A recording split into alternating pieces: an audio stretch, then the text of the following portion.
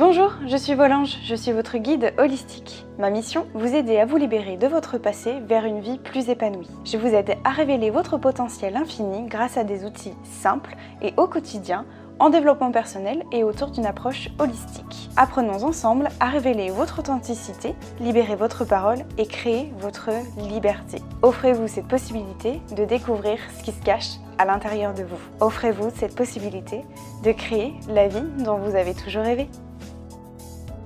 Bonjour à tous mes anges, j'espère que vous allez bien, je suis ravie de vous retrouver pour ce nouvel épisode.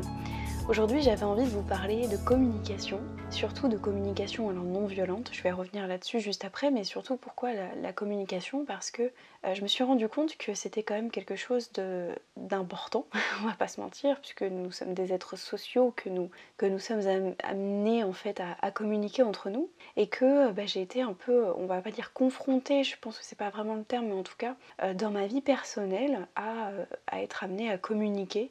À communiquer sur mes envies, mes choix, mes attentes, mes besoins surtout, j'y reviendrai aussi juste après, et surtout de comment vraiment j'ai mis des choses en place, notamment cette méthode de la communication non violente pour faire respecter mes besoins, mes choix, mes envies, mes attentes, etc. Et que je me rends compte que c'est quand même très très important, surtout à l'ère où on communique beaucoup de par nos téléphones ou via les réseaux sociaux, et que je pense qu'on ne sait plus trop vraiment comment vraiment communiquer entre nous, ou alors ça nous amène parfois dans la vraie vie en fait à des disputes ou des conflits qui pourraient très bien ne pas avoir lieu en fait tout simplement, et qu'on pourrait communiquer sans être amené à des conflits, à des disputes, et qu'on pourrait tout simplement pouvoir communiquer de manière bienveillante, constructive, sans que cela amène à des déchirements ou même des séparations, je ne sais pas, bref, peu importe. Mais en tout cas, j'ai mis en place plein de choses que j'avais envie de vous partager aujourd'hui dans ce podcast-là, qui m'ont vraiment beaucoup servi, alors qui me servaient déjà avant, mais là, dans ma vie personnelle, j'apprends de plus en plus à communiquer sur mes envies, mes besoins, ce que j'ai envie, ce que j'aime pas, etc. Et je trouvais ça important en fait de pouvoir vous le partager, surtout quand on a un passé comme le mien par exemple. Alors, ça n'a rien à voir, mais un passé de victime de violences sexuelles, en fait, on est souvent confronté au fait de ne pas communiquer sur ce qu'on a envie, en fait. On fait toujours, je ne sais pas, peut-être certaines vont se reconnaître, mais on fait toujours passer en fait nos attentes et les envies et les attentes et les besoins des autres avant les nôtres. Et je me rends compte que là, alors il y a eu beaucoup de chamboulements en fait dans ma vie ces dernières semaines, que du coup quand j'ai rencontré quelqu'un, cette place-là m'a été proposée et réattribuée, et que j'ai la possibilité de pouvoir exprimer mes besoins. Chose que au début ça a été un peu compliqué pour moi, mais que j'arrive beaucoup mieux à faire, et je voulais vous en parler notamment dans ce podcast-là. Bref. Et d'autant plus que les réseaux sociaux, je pense, les téléphones en plus ne permettent pas de communiquer vraiment de façon constructive, ou de pouvoir bien communiquer. Et comme on est beaucoup sur les écrans, etc., je trouve qu'en fait on ne sait plus vraiment trop bien communiquer. Voilà. Alors que pour moi, communiquer c'est quand même quelque chose d'essentiel, c'est ce qui permet de nous lier entre les êtres humains, et c'est surtout quelque chose qui nous permet de faire, comme je vous disais, de faire respecter nos besoins, mais aussi de faire respecter les besoins des autres. Parce que la communication ne se résume pas que juste à communiquer sur ce que l'on désire nous, mais c'est aussi d'entendre ce que les besoins des autres, ce que veulent les autres, ce que désirent les autres et les attentes des autres. Voilà. Bon, en tout cas, moi, c'est comme ça que je vois les choses. Quand je vous parle de besoins, je fais peut-être une petite parenthèse par rapport à ça, c'est important que je puisse vous définir ça. C'est exprimer vos besoins. Alors je pense que je pourrais presque vous faire un podcast que sur ça. D'ailleurs, si ça vous intéresse, n'hésitez pas à me le dire. Mais exprimer un besoin, c'est vraiment de définir ce qui est important pour vous de ce qui ne l'est pas. Définir ce qui est pour vous acceptable de ce qui ne l'est pas. Qu'est-ce que vous aimez, qu'est-ce que vous n'aimez pas. Et souvent, en fait, c'est même pas un problème de communication, c'est qu'en fait, on ne connaît même pas nos besoins, nos envies, nos attentes ou nos choix. Donc le travail, je pense qu'il devrait commencer par là, c'est vraiment de définir, voilà, quels sont vos besoins, qu'est-ce que vous aimez, qu'est-ce que vous n'aimez pas, qu'est-ce que vous acceptez, qu'est-ce que vous n'acceptez pas. Par exemple, je vous donne un petit exemple, une petite illustration pour que ce soit plus simple. Alors moi je vous prends un exemple personnel, c'est par exemple pour moi le fait qu'on me prévienne au dernier moment d'un rendez-vous, d'un repas, etc. Pour moi ça chamboule mes plans, et que j'ai besoin d'être organisée, j'ai besoin planifié, d'avoir un peu de recul, alors même si j'aime beaucoup le spontané, etc. Mais bref, quelque chose par exemple qui va être prévu à la dernière minute alors que je vais peut-être avoir prévu autre chose, pour moi, cela ne me correspond pas par exemple. Donc je sais que ça va à l'encontre par exemple de mon besoin de par exemple de m'organiser, de planifier, de... Voilà. Bref, je suis en droit par exemple de décliner l'invitation. Ok ? Encore faut-il, donc là je connais mon besoin, ok, et encore faut-il après savoir le communiquer, d'accord. Donc ça je vais vous expliquer aussi comment bien communiquer de façon non violente avec notamment la méthode de Marshall Rosenberg. Autre chose que je voulais vous préciser bien avant même de vous expliquer en fait comment bien communiquer de façon non violente, c'est alors savoir communiquer sur ses besoins, ok, mais pour moi et avant tout, vraiment, le fait de communiquer, c'est savoir se faire respecter. Ok, retenez bien ça. C'est-à-dire que c'est se respecter soi. Quand je vais apprendre à communiquer sur mes attentes et mes envies et mes besoins, je vais me faire respecter.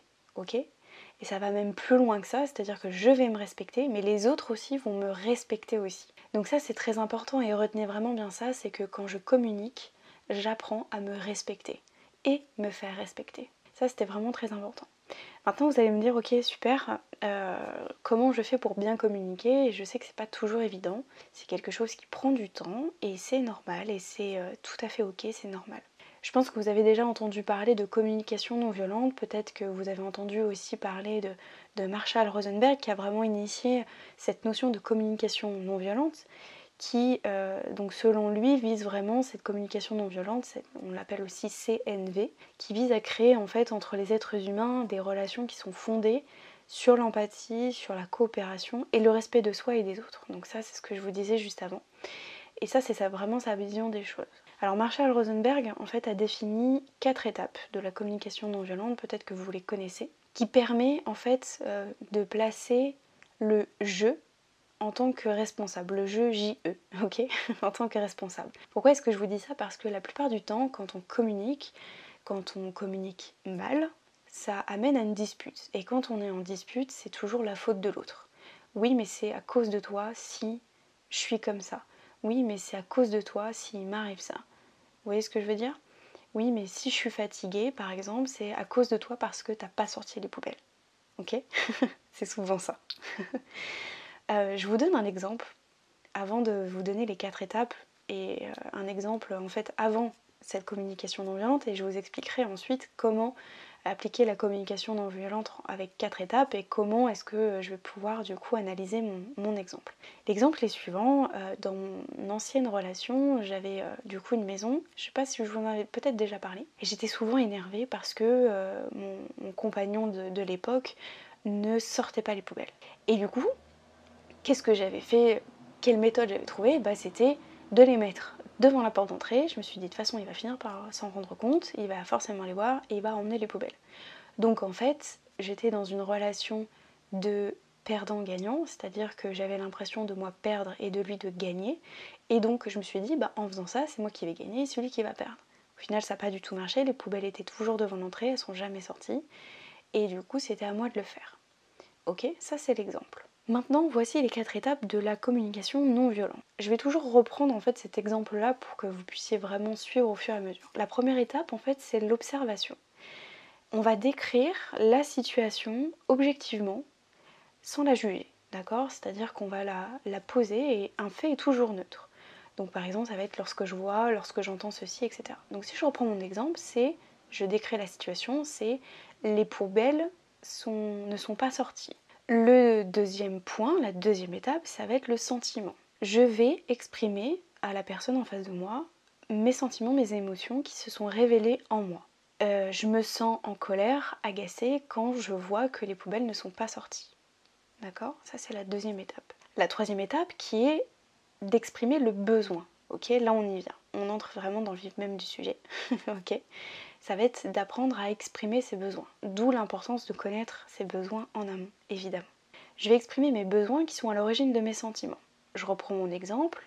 Quand je vois que les poubelles ne sont pas sorties, je me sens agacée, voire même en colère. J'aurais besoin, est-ce que tu peux m'aider? Du coup, j'aurais besoin que les poubelles soient sorties parce que j'ai besoin de vivre dans un environnement qui est propre et sain pour moi.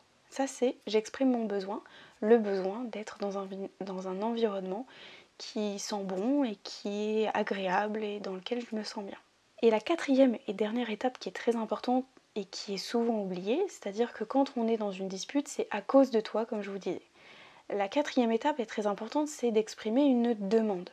En gros, quand on va communiquer de façon non violente, on va proposer à la personne en face de nous un souhait, sans que ce soit une exigence en fait, vraiment une demande qui est claire ou une proposition. Donc je reprends mon exemple. Voilà, quand je vois que les poubelles ne sont pas sorties, donc observation, j'exprime mon sentiment, je me sens un peu agacée et en colère parce que j'ai besoin, troisième étape du coup, j'aurais besoin de vivre dans un environnement qui sente bon et qui soit sain. Est-ce que, donc là je formule ma demande, est-ce que tu serais d'accord pour sortir les poubelles et par exemple moi je m'occupe du linge pendant ce temps-là? Et là j'exprime ma demande qui est ouverte, je fais une proposition. Je ne vais pas dans l'accusation vers la personne, je ne vais pas l'accuser, je ne vais pas rejeter la faute sur la personne, mais je lui propose, je lui fais une proposition. Est-ce que tu es d'accord pour? Est-ce que tu souhaiterais? Je souhaiterais ça, est-ce que tu es d'accord? Ou que proposes-tu?